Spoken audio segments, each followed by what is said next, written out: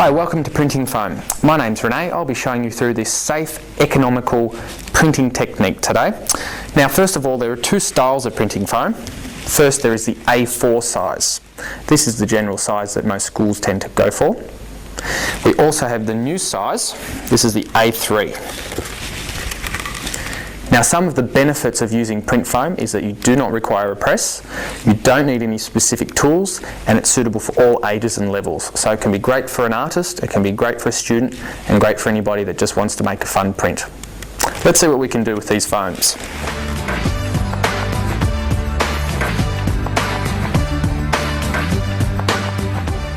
Okay, you're probably wondering, how does the printing foam work? Now, it's very, very simple, and I'll show you how. The first thing you require is a piece of printing foam, also known as a block. Now, with this in mind, the basic principles are to indent the surface of the foam with a pencil or a pen. Now, you can use anything you like, but I'll show you the pencil and pen first. So, starting off, just place your pen on the surface of the foam. Straight away you'll see the indentation. Then using your hand, just make whatever marks you like. Bear in mind, if you do letters, make sure you do the letters back to front, because when you print they'll be the wrong way around. As you can see with the pen, you can see the blue line, so it's very, very easy to see what you've done. With the pencil, works equally as well, probably better for the younger kids, but it gives you a duller line and a thicker line, so it's a bit bolder. Depending on what you wish to achieve, that might be more applicable for you. Now, we don't just need to use pens or pencils. Another thing we might use is something like an aerosol can lid. Now, this here has a nice round surface.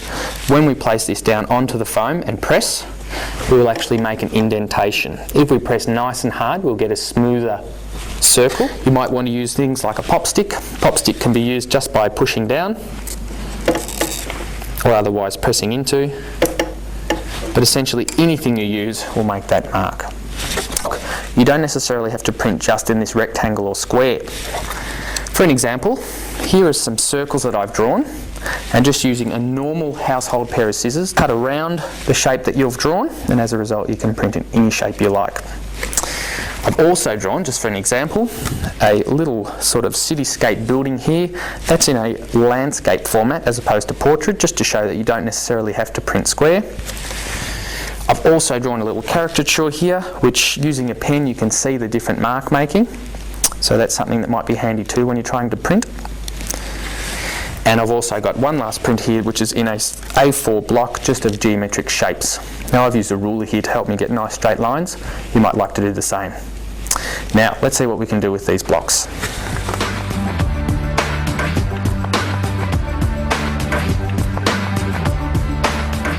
Now, with the block printing ink, the first thing we need to do is apply the block printing ink to the palette. Now, I'm going to do that with a palette knife. Now, warm that up a little bit so it becomes more liquid and less viscous. There we go. What I like to do is just rub my roller, or roll my roller over some ink. I usually make it into a square area. The other preference is to use the acrylic paint. Now, acrylic paint, we will first start by putting it onto our paper palette. Now, this is probably the easier of the two to use, because using my foam roller, I'm very simply going to roll this into a nice square or slab of paint. Okay, so we've got our paint rolled out on our palette, ready to go, and we're going to print one print from that. Our block printing ink rolled out with our hard rubber roller, ready to go as well. So we're going to print that through. First one we're going to do is the painting print. This is probably the most common, so let's see what we can do.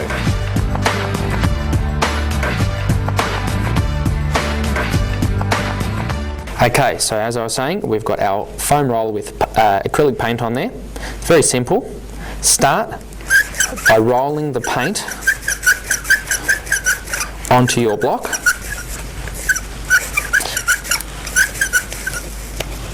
That one's now ready to go. Using our wet plate, very simply place your plate on top of your paper.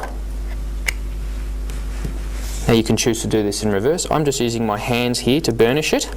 Burnish meaning to press down so that all the print covers all of the paper. Then all you need to do is remove the plate from the paper. You can either peel it one way or the other. Now this is our first print. As you will see, it's not the darkest, but as we get into the second and third, this plate will actually take on more ink and as a result print a lot darker. Usually the third or fourth print is when you're really starting to get a good result. With our next piece of paper, place it down. Once again, burnish it with the hands. Now obviously the harder you press, the harder the picture's going to print, so let's roll that off and see what we've got. Okay, as you can see, we're getting darker and a better result each time. Okay, now we're going to be using our block print ink. First of all, I've got here my block. We're going to ink it up with our hard rubber roller.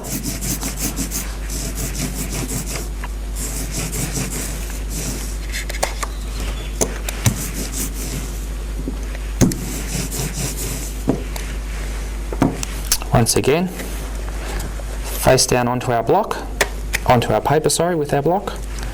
Now in this case, with the hard rubber roller, I'm going to burnish from the back. I find this is probably the best way to get a great print, particularly if you're working with senior levels.